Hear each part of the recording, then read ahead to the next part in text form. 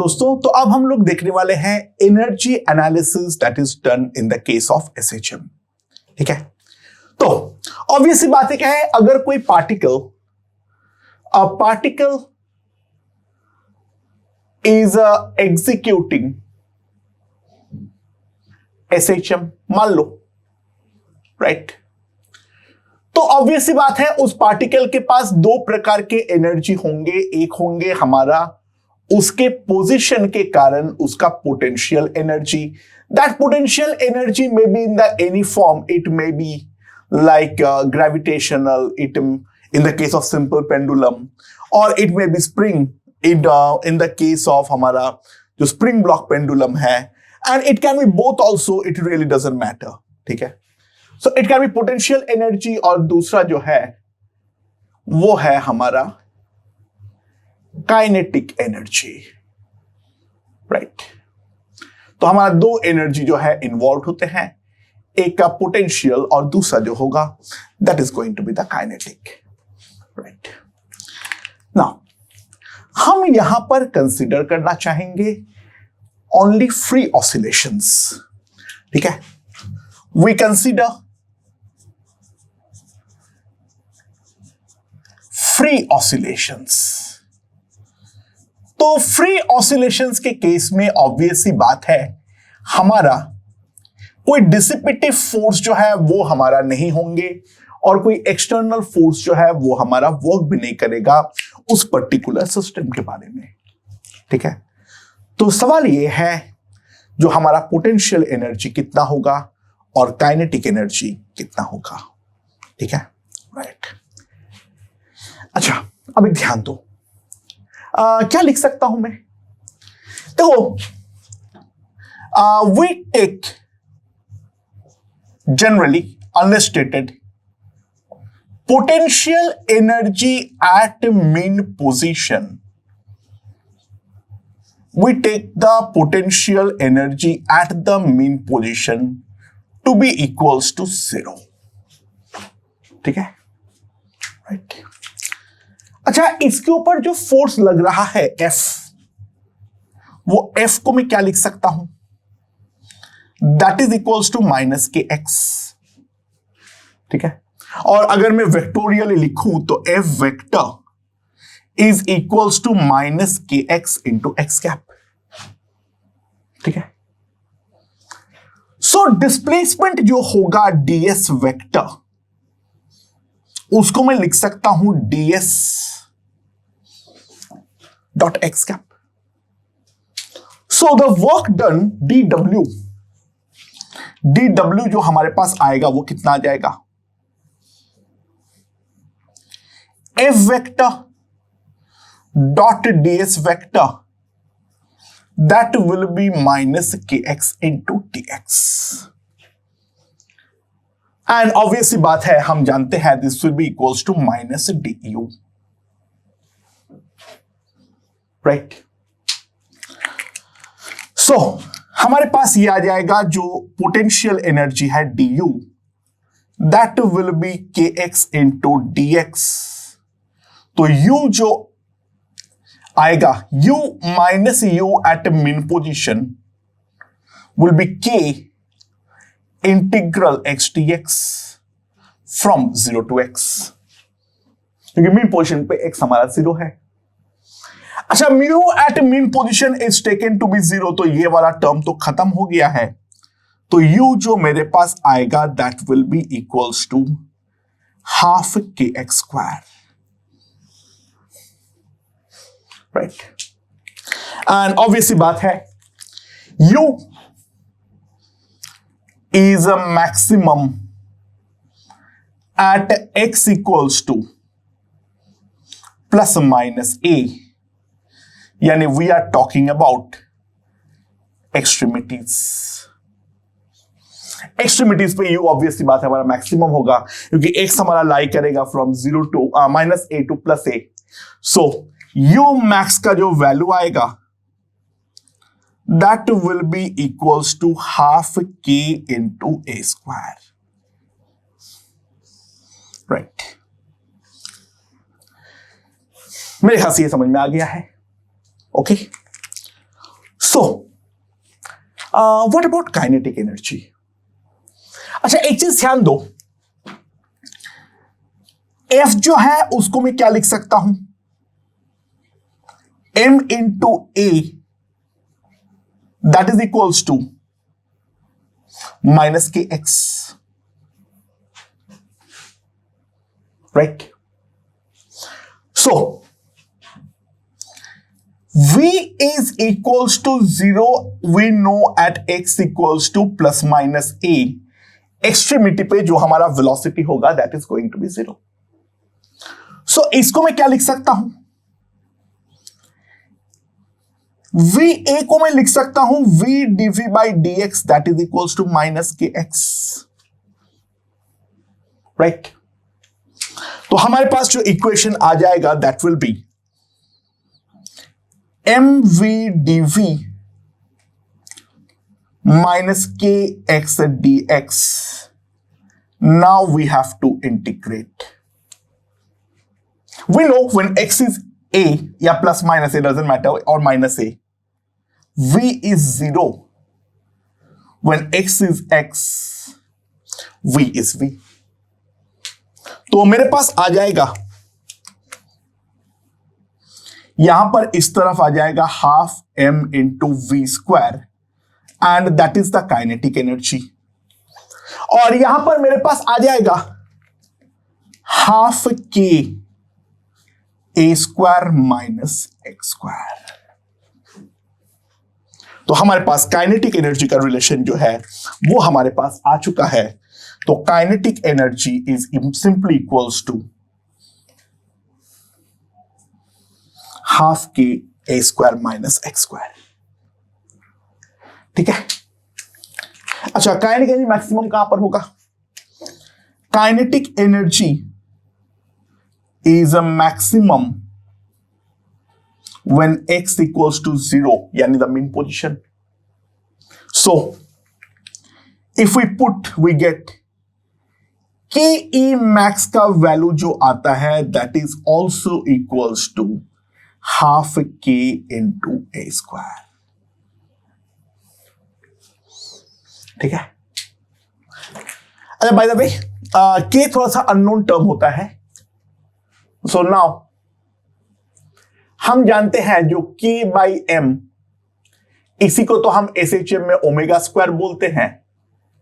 तो के का वैल्यू जो आएगा that will be equals to m omega square.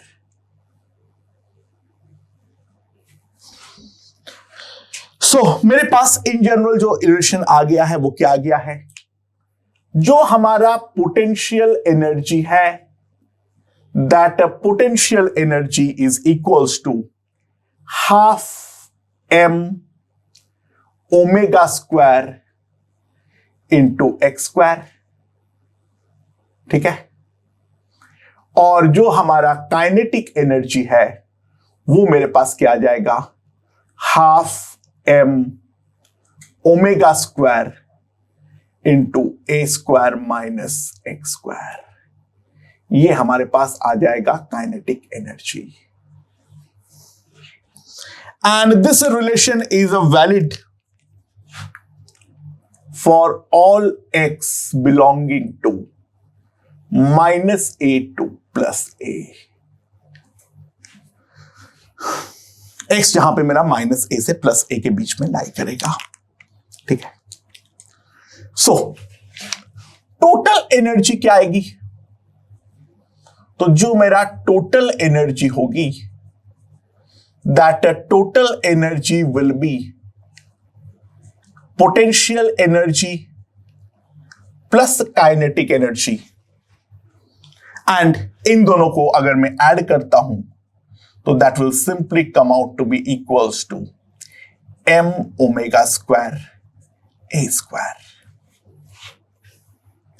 Now m constant है, ओमेगा कांस्टेंट है, ए कांस्टेंट है. तो हमें एक बहुत ज्यादा इंपॉर्टेंट रिलेशन आया है.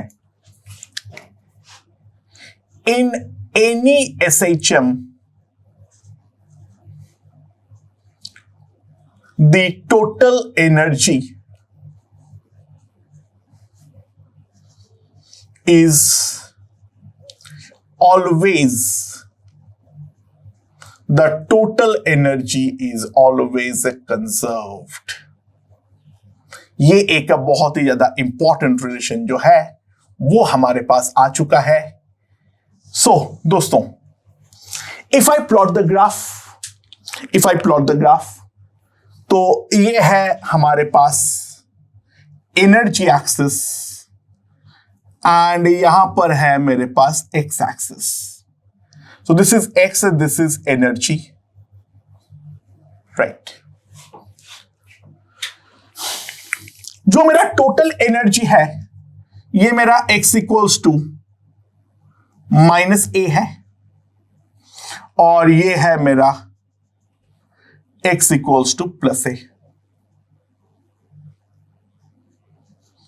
तो मेरा जो टोटल एनर्जी होगी, this is the graph of total energy, वो तो हमारा हमेशा कंजर्व्ड होगा ½ m⍵² a² पे. इस पे तो हमारा हमेशा कंजर्व्ड होगा. ना पोटेंशियल एनर्जी जो है that is directly proportional to x². So the graph is going to be a parabola and that to an upward open parabola. तो ठीक है, the graph will look like this. This is the graph of potential energy. And regarding the kinetic energy, ये भी हमारा एक parabola होगा, but x² का coefficient negative है, तो it will be a downward open parabola. So the graph will look something like this.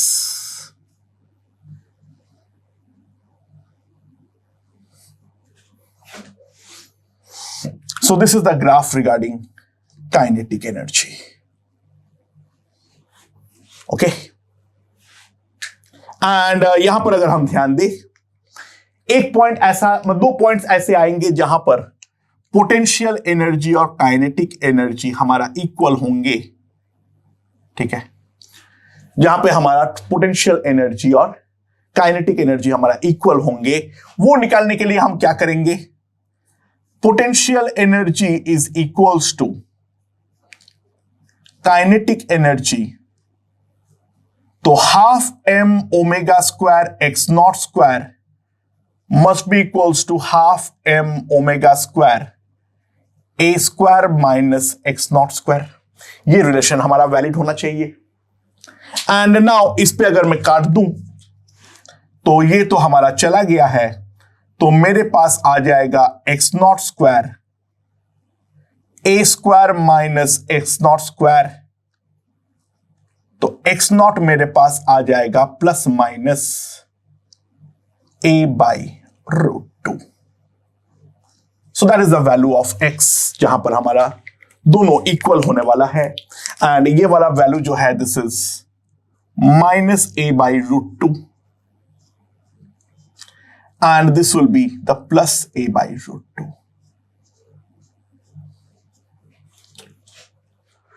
ठीक है. एट दिस पॉइंट हम क्या करेंगे? Average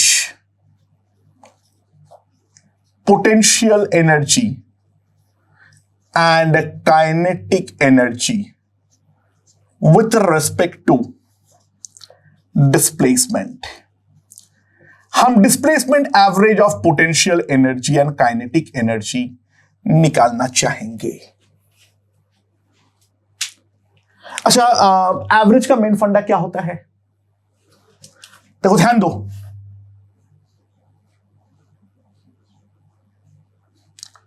the average of potential energy can be simply written as integral potential energy into dx, x varying from -a to +a,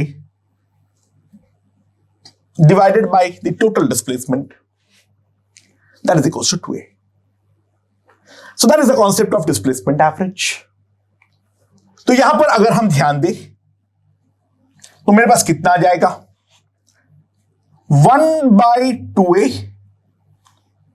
minus a to a ½ m⍵² x² into dx.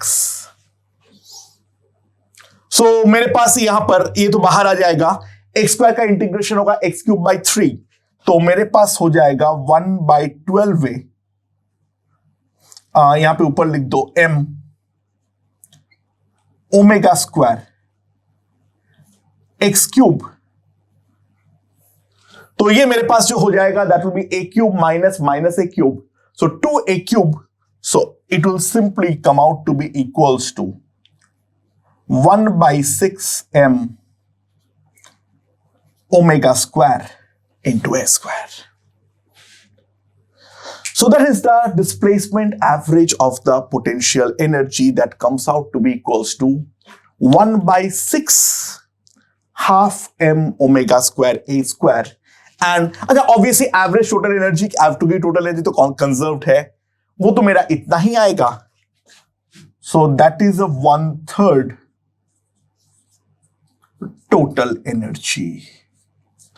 तो ध्यान देना displacement के respect में potential और kinetic हमारा symmetric नहीं है, energy दोनों पार्ट में इक्वली डिवाइड नहीं हुआ है, पोटेंशियल में केवल 1/3 ही आया है, एंड उम्मीद रखता हूं जो काइनेटिक पे 2/3 जाने वाला है.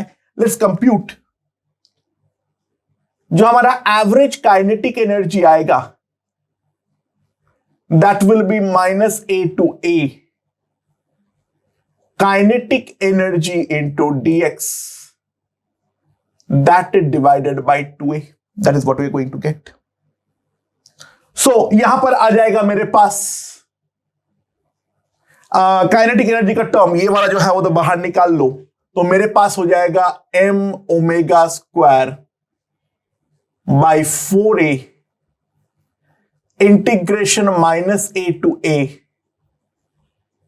a square minus x square into dx. सो मेरे पास आ जाएगा m omega square 4a a square into dx का इंटीग्रेशन तो 2a क्यूब आ जाएगा, और माइनस पे सिमिलरली आ जाएगा 2a क्यूब बाई 3. ठीक है, एंड इसको अगर मैं देखूं तो 4 आ जाएगा, so that will come out to be 1/3 m omega square a square. So average kinetic energy जो आएगी that will simply come out to be equals to 1/3 m omega square a square, and इस पे अगर मैं ध्यान दूं this is equals to 2/3 2/3 the total energy. So with respect to displacement हमारा potential और काइनेटिक जो है वो हमारा इक्वली डिवाइड नहीं होता है. ठीक है, so now what about the time average. अच्छा, अब मैं एक चीज लिख सकता हूं without any loss of generality, मैं x को बोल सकता हूं a sine of omega t. ये तो मैं लिख सकता हूं, और v जो आ जाएगा that will be equals to a omega cos omega t. ठीक है, ये तो मैं डेफिनेटली लिख सकता हूं. सो पोटेंशियल एनर्जी जो आ जाएगा मेरे पास that will be equals to half m omega square a स्क्वायर साइन स्क्वायर ओमेगा टी, और काइनेटिक एनर्जी सिमिलरली जो आ जाएगा put the value of x over here, so that will come out to be equals to half m omega square, 1 minus sine square is nothing but cos square, so cos square omega t. ये मेरे पास आ जाएगा potential और kinetic energy. अब ऐसी बात है ये केवल और केवल मेरा पॉजिटिव क्वांटिटीज ही हो सकते हैं. सो टोटल एनर्जी जो हमारे पास आएगा that will be potential plus kinetic, and that will simply come out to be half m omega square a square. जो आना चाहिए था आया भी है, that is going to be a constant. ठीक है, This is going to be a constant total energy. So now if I plot the graph, अगर मैं ग्राफ प्लॉट करता हूं, so this is my energy axis and this is my time axis. So total energy जो है वो तो मेरा half m omega square a square में कांस्टेंट है. तो now first of all let's draw that fixed line. तो ये मेरे पास कितना आ जाएगा, half m omega square a square. अच्छा, साइन स्क्वायर का जो टाइम पीरियड होगा वो होगा पाई बाई ओमेगा, ना कि 2 पाई बाई ओमेगा, ध्यान देना. ठीक है, यानी t बाई 2 अगर मैं पुट करता हूं तो t बाई 2 पुट करने पर मेरे पास कितना आ जाएगा, साइन पाई आएगा, ये 0 आ जाएगा और वो कॉस स्क्वायर में मैक्सिमम हो जाएगा, यानी 1 हो जाएगा. So potential energy will start from 0, will get maximized at t equals to t by 4 and then again will become to 0 at t by 2. So the graph will look something like this. It is a graph of sine square. So 0 से चालू करते हुए, this is my t by 4, this is my t by 2.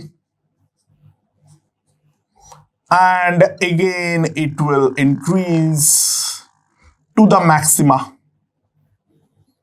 then again it will decrease, and then again it will increase, so on and so forth. It will get continued.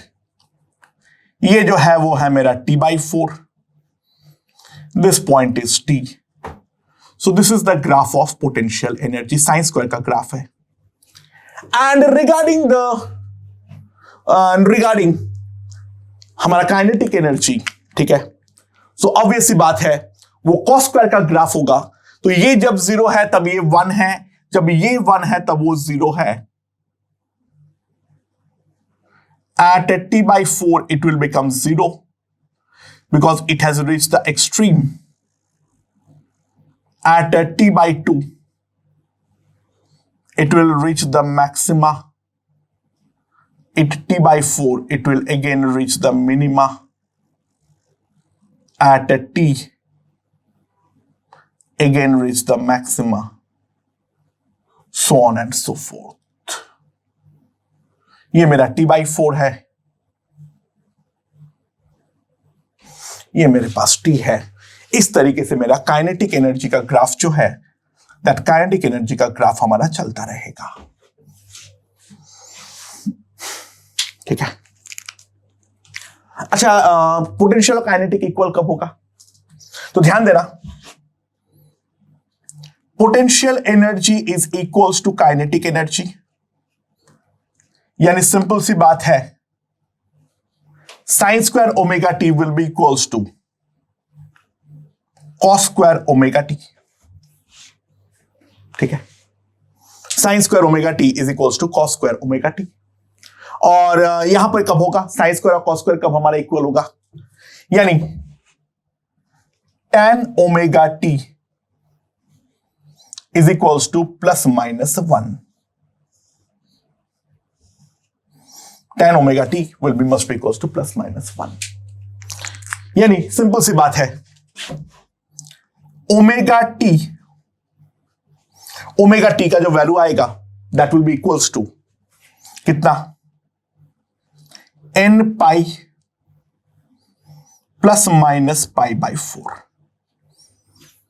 n pi plus minus pi by 4, right. Plus minus 1 है तो n pi plus minus 4 है. And omega है जो वो है 2 pi by T. तो मेरे पास t आ जाएगा capital T n by 2 plus minus 1 by 8. n belongs to integer. n belongs to integer. So those are the times when our potential and kinetic energies are equal. Now अब हम लोग क्या करने वाले हैं, ध्यान दो, हम निकालने वाले हैं एवरेज potential energy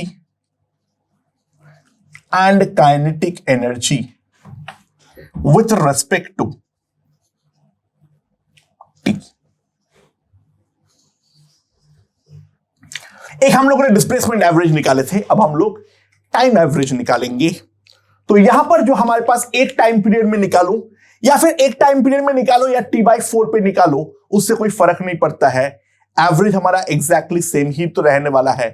ठीक है, ये ग्राफ जो है वो हर किसी का t/4 के अबाउट सिमेट्रिक है, तो t/4 के अबाउट जो एवरेज आएगा वही हमारा ओवरऑल एवरेज भी आने वाला है। So average potential energy that will simply come out, doesn't matter तुम क्या लिखो, चलो टाइम लिख दो, कोई फर्क नहीं पड़ता है। Potential energy into dt।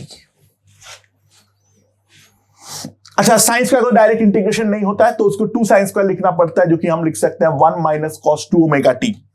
सो मेरे पास आ जाएगा यहां पर 1/4 tm omega square a square. ठीक है, integration from 0 to t 1 - cos 2 omega t dt। अच्छा, कॉस वाले को इंटीग्रेशन करना बेवकूफी है, क्योंकि वो वाला टर्म तो हमारा डेफिनेटली 0 आएगा। करके देख लो, sin 2 ओमेगा t आएगा, जैसे मैं t पुट करूंगा तब भी 0 आएगा, और 0 पुट करने पे तो 0 आएगा ही आएगा।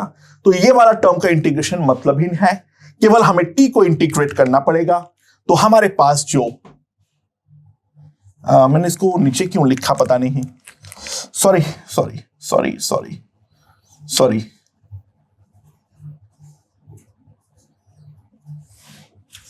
ये हम लोग यहां पर लिख सकते हैं। तो मेरे पास जो एवरेज पोटेंशियल एनर्जी आ जाएगी, सो that will B 1/4 m omega square a square half into total energy. So, with respect to time, potential and kinetic are equally divided. ठीक है, तुम अगर kinetic का भी निकालोगे तो मेरे ख्याल से वही आएगा। अगेन यहां पर भी मैं लिख दूंगा 1/t integral 0 to t kinetic energy dt। तो m omega square a square by 4t integration 0 to t 1 + cos 2 omega t dt। Again ये वाला टर्म तो बेकार है, तो मेरे पास सिंपली आ जाएगा average kinetic energy will simply come out to be 1/4 m omega square a square, that will be 1/2 into total energy. So that is the average potential and kinetic energy with respect to time t. Okay? Okay दोस्तों, तो हम लोगों ने जो linear SHM में किए हैं energy analysis, वो हम एंगुलर SHM के लिए भी कर सकते हैं। बस वहां पर जो काइनेटिक एनर्जी होगा वो rather than translational kinetic energy हम जो यूज करते हैं वो है रोटेशनल काइनेटिक एनर्जी। ठीक है, now total energy of an SHM is constant. ये फैक्ट को हम SHM के एंगुलर फ्रीक्वेंसी निकालने में इस्तेमाल कर सकते हैं। Personally speaking I do not like this method, क्योंकि ये वाले मेथड का कोई एडिशनल एडवांटेज नहीं है ओवर आवर ट्रेडिशनल मेथड्स। ठीक है, ये वाला मेथड एग्जैक्टली उतना ही हमें हेल्प करता है। ठीक है, इनफैक्ट बहुत सारी जगह पे एनर्जी लिखने में हमसे गलती हो सकती है, एंड मेन फंडा ये है यहां पर, जो ये वाला मेथड को बड़ा चढ़ा के पढ़ाने की कोई जरूरत नहीं है, बस मैं बेसिक थोड़ा सा बता दूंगा इस तरीके का। बाकी ये वाले मेथड पे एंगुलर फ्रीक्वेंसी निकालने का कोई एडिशनल एडेड एडवांटेज है ही नहीं। क्वेश्चंस का लेंथ को ये शॉर्ट नहीं करता है। So from my point of view, ये वाला जो पार्ट में अभी कराने वाला हूं, ठीक है, that is pretty much useless from the numericals point of view. मैं बस कंसेप्चुअल क्लैरिटी के लिए ये वाला पार्ट करवा रहा हूं। जो मेथड मालूम होना चाहिए हम किस तरीके से निकाल सकते हैं ठीक है, बट दैट्स इट, उससे आगे का एप्लीकेशन यहां पर मत करना, ठीक है। अच्छा, so energy method for finding the angular frequency of SHM में हम क्या करेंगे? That method is applicable for both the linear and angular SHM, ठीक है। सबसे पहले क्या होता है? Step 1, find the equilibrium, find the equilibrium position, ठीक है। mark it as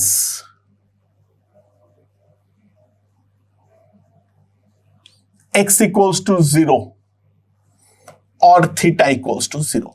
तुम x नॉट और थीटा नॉट भी ले सकते हो, but without any loss of generality वो हम x इक्वल्स टू 0 या थीटा इक्वल्स टू 0 पे हम लिख सकते हैं, ठीक है। नाउ स्टेप 2,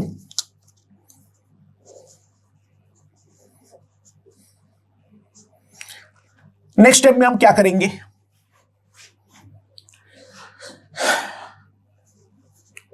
राइट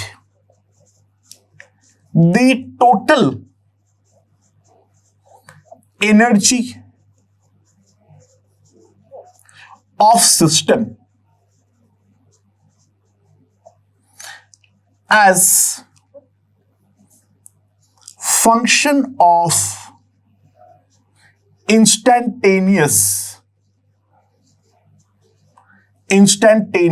displacement, ठीक है। That may be x or theta, that doesn't matter, ठीक है। And instantaneous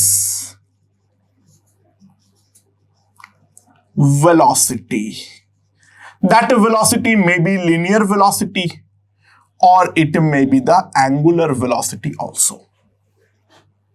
And then in the step 3 पे क्या करेंगे?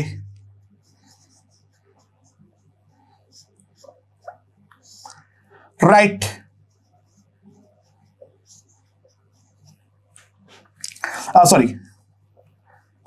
differentiate that relation with respect to time to get the angular frequency omega. ये omega और उस ओमेगा में confuse मत करना, ये हमारा एंगुलर फ्रीक्वेंसी वाला ओमेगा है, ठीक है। मैं कुछ एग्जांपल्स के थ्रू इसे समझाना चाहता हूं। लेट्स सी,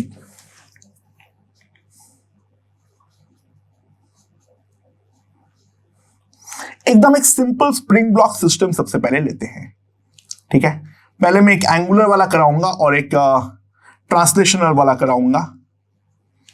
एक सिंपल स्प्रिंग ब्लॉक सिस्टम लो, ये मास है m, स्प्रिंग कांस्टेंट है k,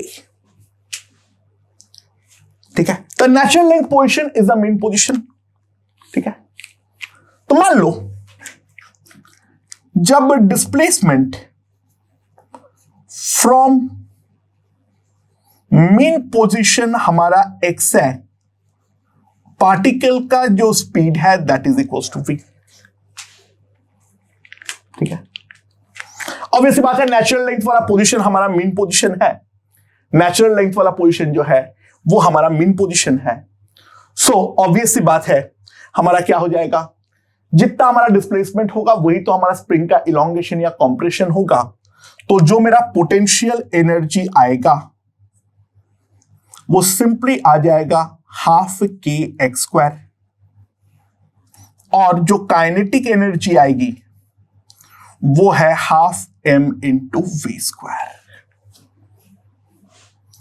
तो पार्टिकल का जो टोटल एनर्जी हो जाएगा, that total energy will be half k x square plus half m v square. And total energy क्योंकि SHM पे कंजर्व होता है, so this is going to be constant, right. So अब इसको डिफरेंशिएट करो with respect to time, तो d by d t of half k x square plus half m v square, that will come out to be equals to zero, क्योंकि constant का differentiation तो हमेशा ही हमारा zero होता है, right. सो मेरे पास क्या जाएगा, हाफ के एक्स स्क्वायर का डिफरेंशिएशन क्या होगा, 2x into d x by d t, that is v, और इसका differentiation half m v square का differentiation 2v into a, that will be equals to zero. So यहां पर काट दो, 2 gone, 2 gone, so k x v plus m v a equals to zero. तो simple सी बात है, k x plus m a, that will be equals to zero. अच्छा ध्यान देना, this is not valid for ये वाला एनालिसिस पे हम v को जीरो नहीं ले रहे, यानी एक्सट्रीमिटी वाला पोजीशन नहीं ले रहे, क्योंकि वहां पे तो ये हमारा एक आइडेंटिटी बन जाएगा, क्योंकि v जीरो है तो 0 + 0 = 0, ठीक है, वो तो मेरा आइडेंटिटी है, तो वहां पे तो दिमाग लगाना ही नहीं है। सो a हमारे पास आ जाएगा -k/m × x, एंड ये हम लोगों का इक्वेशन आ चुका है SHM का। ध्यान देना यहां पर विथ माइनस साइन आएगा, अगर तुम प्रॉपर एनर्जी एनालिसिस किए हो तो ये प्रॉपर -x साइन जो है वो हमारा आने वाला है। So this is going to be my omega square, तो omega will come out to be simply √k/m, ठीक है, omega will simply come out to be equals to k/m, right. अच्छा दूसरा एग्जांपल देखते हैं। अब स्प्रिंग ब्लॉक सिस्टम में gravitation को भी लाते हैं, चलो। ये हमारा स्प्रिंग है, ठीक है, ये हमारा K है और इस डायरेक्शन पे हमारा G है, मान लो, राइट, समझ में आया? अच्छा, equilibrium elongation, that is my x0, equilibrium elongation, that is my x0, will simply come out to be equals to mg/k, ठीक है।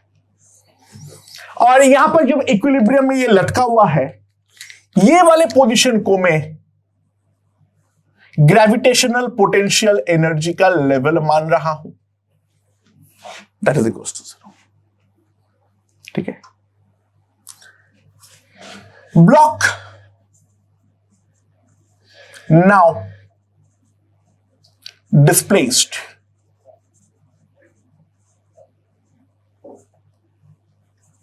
बाय x, कोई भी इंस्टेंट पे मान लो ब्लॉक यहां से x से डिस्प्लेस हो गया है, ठीक है, from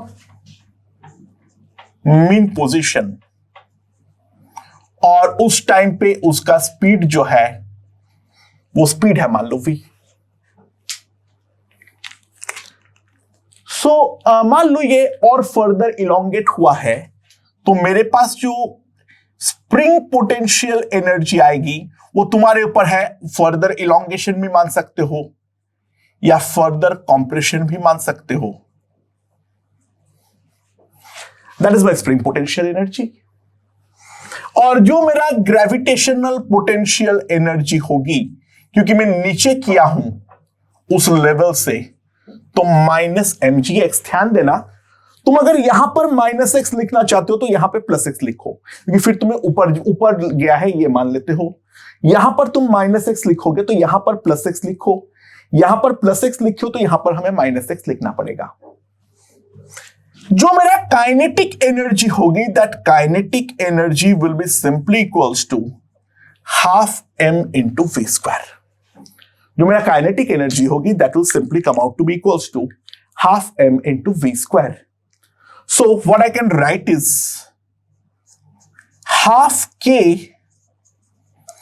x naught plus x का whole square minus mgx plus half m v square, that will be some constant c. Now let's differentiate with respect to time t. तो कितना आ जाएगा मेरे पास? Half k 2 into x not plus x into अंदर का differentiation, x not का तो जीरो हो जाएगा, dx बाई dt का जीरो हो जाएगा, सॉरी v हो जाएगा, minus m g v plus half m two v a, that is going to be equals to 0। तो यहां पर 2 काट दो, ठीक है, यहां पर भी 2 काट दो, और उसके बाद एक v का टर्म जो है वो मेरा कैंसिल आउट हो रहा है। So what I have is k x not plus k x minus m g plus m a, that is equals to 0, ठीक है। एंड सिंपली यहां पर अगर हम ध्यान दें तो मेरे पास के एक्स नॉट और एम जी तो कट हो जाएगा, के एक्स नॉट और एम जी तो कट हो जाएगा, तो मेरे पास सिंपली आ जाएगा k x equals to minus m a minus k by m into x. अब ओमेगा स्क्वायर निकाल दो, खुश रहो, ओके। अब एक एंगुलर एसएचएम वाला पार्ट देखते हैं, right. So the next example is एक सिंपल पेंडुलम ले लेता हूं। ये मेरे पास लेंथ जो है वो है L, इसका मास जो है वो है M, और यहां पर है G। अच्छा, इसको मैंने ग्रेविटेशनल पोटेंशियल एनर्जी के लिए जीरो रेफरेंस लेवल डिसाइड कर लिया, दिस इज इक्विलिब्रियम पोजीशन। तो मान लो किसी भी टाइम पर एंगुलर डिस्प्लेसमेंट जो होता है, that angular displacement is theta, ठीक है। तो एंगुलर डिस्प्लेसमेंट अगर मेरा थीटा है तो दोस्तों ध्यान देना, ये वाला जो लेंथ होगा वो होगा मेरा L cos थीटा, तो ये वाला लेंथ जो होगा वो होगा L into 1 minus cos theta. Moment of inertia I कितना आ जाएगा? m L square. So gravitational potential energy plus rotational kinetic energy, that must be constant. अच्छा, ये ओमेगा और उस ओमेगा पे कंफ्यूज मत करो, ठीक है, ये तो एंगुलर वेलोसिटी वाला ओमेगा है। So now if I differentiate with respect to theta, यहां पर ध्यान देना, हमें विथ रिस्पेक्ट टू थीटा जो है, sorry with respect to time जो हम डिफरेंशिएट करेंगे, बट यहां पे थीटा और ओमेगा का डिफरेंशिएशन है। D theta by d T जो है वो मेरा क्या है? ओमेगा, और D omega by d T जो है वो मेरा क्या है? अल्फा। सो मेरे पास क्या आ जाएगा? एम जी एल, वन का डिफरेंशिएशन तो जीरो है, कॉस थीटा का डिफरेंशिएशन है माइनस साइन थीटा, तो sine theta into d theta by d T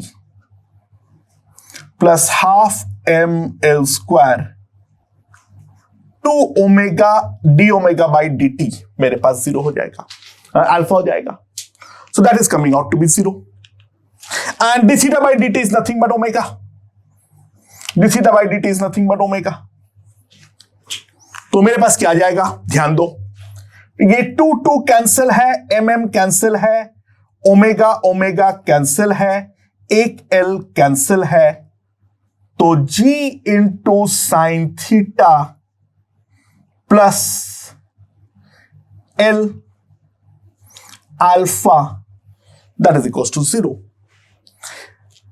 now theta is small, वो तो हमारा पहला कंसिडरेशन होता है. तो थीटा क्योंकि हमारा स्मॉल है तो हम तो लिख सकते हैं जो sine theta is approximately equals to theta. Sine theta is approximately equals to theta. तो हमारे पास क्या आ जाएगा, जो G into theta that is equals to minus L into alpha. तो अल्फा मेरे पास आ जाएगा minus G by L into theta. यहां पर भी देखो विथ माइनस साइन हमारे पास प्रॉपर आएगा. ठीक है, विथ माइनस साइन हमारे पास प्रॉपर आएगा, तो कोई दिक्कत वाली बात जो है वो हमारा नहीं है. So omega will simply come out to be G by L and we can find hence the time period. तो यहां पर भी डिफरेंशिएट करके हम गेम पर डेफिनेटली आगे बढ़ सकते हैं. ठीक है, या फिर मान लो तुम्हारे पास अगला एग्जांपल ले लेता हूं. क्या है मेरे पास नेक्स्ट वाले पे, तुम लोगों को मैंने करवाया था वही वाले एग्जांपल्स ले रहा हूं जो कि तुम लोग आंसर्स जो है वो उसको आसानी से वेरीफाई कर सको. ठीक है, सो लेट्स सी. ये मेरे पास एक रफ ग्राउंड है जिसके ऊपर एक सॉलिड सिलेंडर रखा हुआ है. मेरे पास यहां पे एक सॉलिड सिलेंडर रखा हुआ है. राइट, रेडियस जो है वो है मेरा R.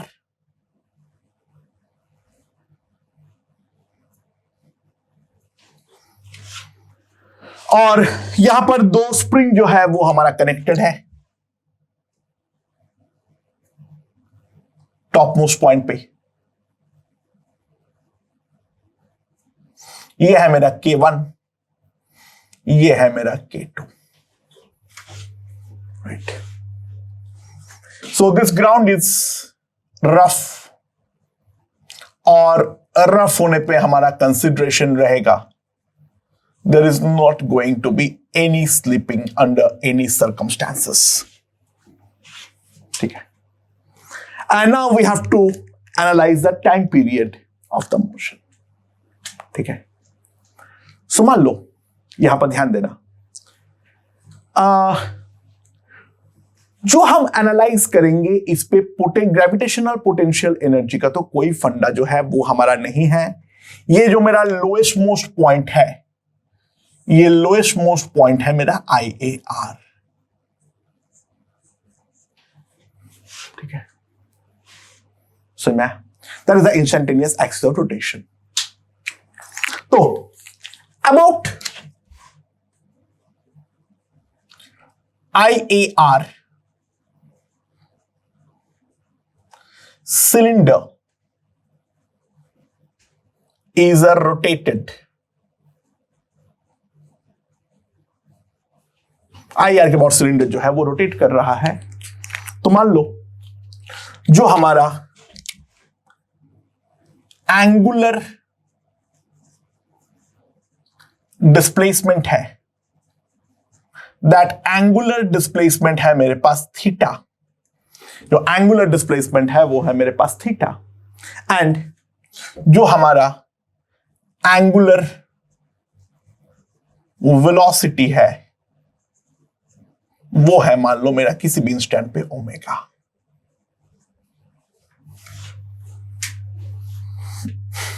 ठीक है, सो अब हम लोग क्या करने वाले हैं. अच्छा, ये वाले के लिए अगर मैं ध्यान दूं, मेरा मोमेंट ऑफ इनर्शिया जो आएगा, मोमेंट ऑफ इनर्शिया में गलती मत करना, सेंटर ऑफ मास के अबाउट होगा half mr² plus mr². That will be equals to 3/2 mr². क्योंकि हम तो IAR के अबाउट एनालाइज कर रहे हैं, ये मेरा मोमेंट ऑफ इनर्शिया हो जाएगा. एंड अगर मेरा ये थीटा से मैंने एंगुलर डिस्प्लेस किया हूं तो ऑब्वियस सी बात है लेफ्ट वाला स्प्रिंग जितने से मेरा स्ट्रेच होगा that will B 2r theta, और राइट वाला स्प्रिंग जितने से कॉम्प्रेस होगा वो भी मेरा 2r थीटा होगा.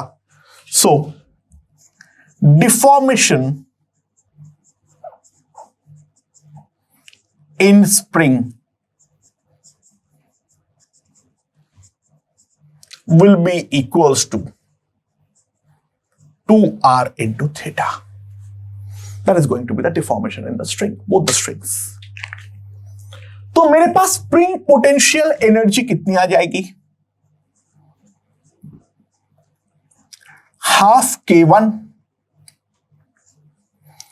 2r थीटा का whole square plus half k2 2r theta का whole square. And that comes out to be equals to 2 times k1 plus k2 r square into theta square. Right. And जो हमारा kinetic energy होगी that will be half I into omega square. So that will come out to be equals to 3 by 4 mr square into omega square. तो यहां पर जो equation में plot कर सकता हूं वो है 2k1 plus k2 r square into theta square plus 3 by 4 m r square omega square that is equals to 0. ठीक है. एंड यहां से जो मेरे पास आ जाएगा, सॉरी 0 लिख दिया, constant. So 2k1 plus k2 r square 2 theta into omega d theta by d t plus 3 by 4 m r square 2 omega into d omega by dt that will be alpha. ये मेरे पास आ जाएगा. सो यहां पे अगर हम ध्यान दें r square is cut, ठीक है, and this 2 and 2 is cut, और एक ओमेगा मेरे पास कट हो गया है. तो 8 k1 plus k2 into theta plus 3m alpha that is going to be equals to 0. ये मेरे पास आ जाएगा. So what we have is alpha -8 k1 plus k2 divided by 3m into theta, and by definition ये हमारा है omega square. तो omega का वैल्यू जो हमारे पास आएगा that will be under root 8 k1 plus k2 by 3m. ठीक है, ये मेरे ख्याल से हमें समझ में आ चुका है. ओके दोस्तों, तो कुछ और एग्जांपल्स देख लेते हैं. तो ये है, मान लो मेरा सिस्टम, मेरे पास एक हेवी पुली है of moment of inertia I and radius R. एक स्प्रिंग के सारे ब्लॉक इस तरीके से लटका हुआ है. यहां पर जो है दिस इज सफिशिएंटली रफ. ये जो चीज है this one is sufficiently rough, जो कि हमारा कोई स्लिप जो है वो हमारा नहीं होने वाला है. अच्छा, ऑब्वियसली बात है स्प्रिंग में तो हमारा एक इक्विलिब्रियम इलोंगेशन होगा. तो equilibrium elongation in spring that is equals to x not. तो सिंपली हम एक चीज लिख सकते हैं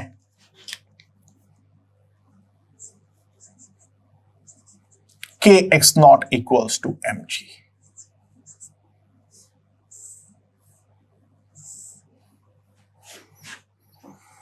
ठीक है। Now block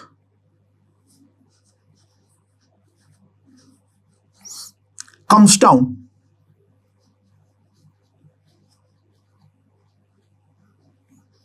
by x further.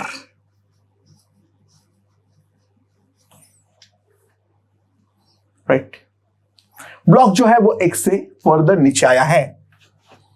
तो ऑब्वियस सी बात है, ये अगर हुआ है तो डिस्क ऑल्सो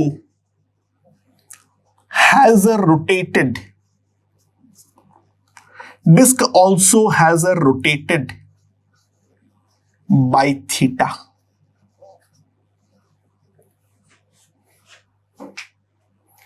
So ध्यान दो, बेसिकली ये ब्लॉक अगर मेरा x से नीचे आएगा और मान लो उस इंस्टेंट पे उसका स्पीड है v, तो डिस्क भी तो हमारा रोटेट करेगा और उसका एंगुलर वेलोसिटी है omega.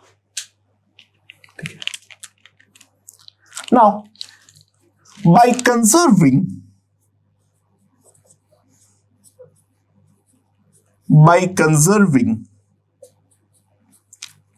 length of thread,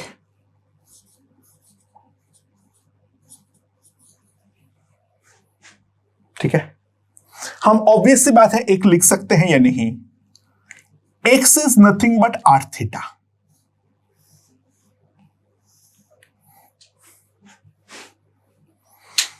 obvious बात है, स्ट्रिंग को अगर हमें खींच रहे हैं, वो x से नीचे आया है, तो जो रोटेट करेगा वो भी थीटा से करेगा। तो थीटा से रोटेट करने पे जो नेट स्ट्रिंग का रिलीज होगा राइट हैंड साइड पे वो होगा r थीटा, और वही हमारा x का वैल्यू होना चाहिए। और x equals to r theta है, तो इसको डिफरेंशिएट करके मैं और एक रिलेशन भी तो लिख सकता हूं, v equals to omega r।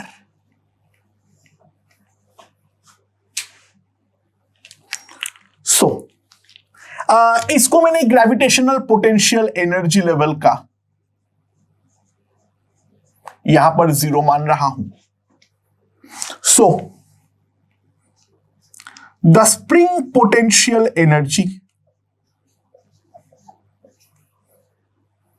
Plus the gravitational potential energy plus the translational kinetic energy plus the rotational kinetic energy, that must be some constant c, right? So मेरे पास क्या आ जाएगा, डिफरेंशिएट करूंगा तो k x naught plus x dx by dt, that is v, minus mgv mv into a I omega into alpha, that is going to be 0. Right. This is what I can write. So, VV is gone. Omega को मैं लिख देता हूं simply V by R।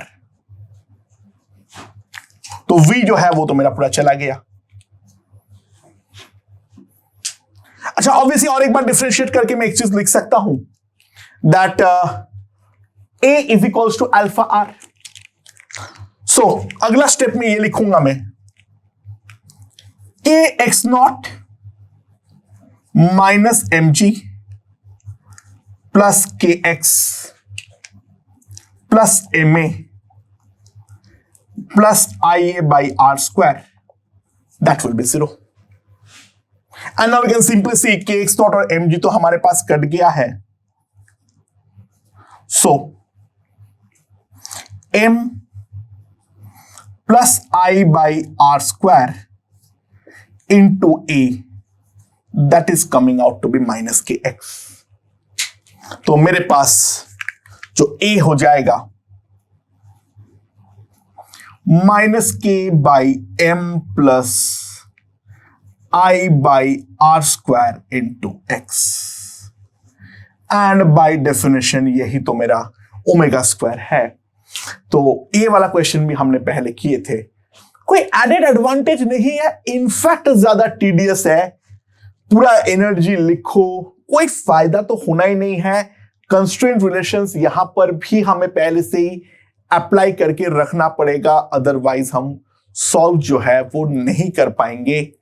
So main जो मैं बात कहना चाह रहा हूं, there is generally no added advantage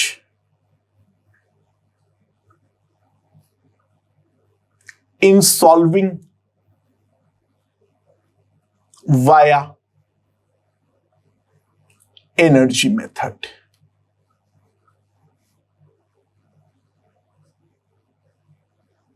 ठीक है, there is no added advantage in solving via energy method. तो सिंपल सी बात है, for finding the time period we better avoid this method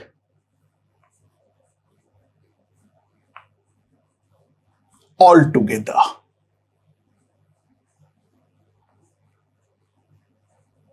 We better avoid this method altogether. There is no advantage in solving via this method. तो energy method कब हमारा काम में आने वाला है? जवाब बहुत सिंपल है। This helps us, this analysis helps us if u is given as f of x. When u is given as a function of x, तब हमारा ये एनालिसिस जो है वो हमें काफी ज्यादा हेल्प करता है। तो ये एक इंपॉर्टेंट फंडा है। ठीक है, तो क्वेश्चंस हम वो सारे देखेंगे जहां पे पोटेंशियल एनर्जी हमें as a displacement from the mean positions वगैरह दिया हुआ है, तब हमें हेल्प मिलेगा। अदरवाइज ये वाला एनर्जी मेथड को हम कभी भी अप्लाई करने वाला नहीं है। ओके।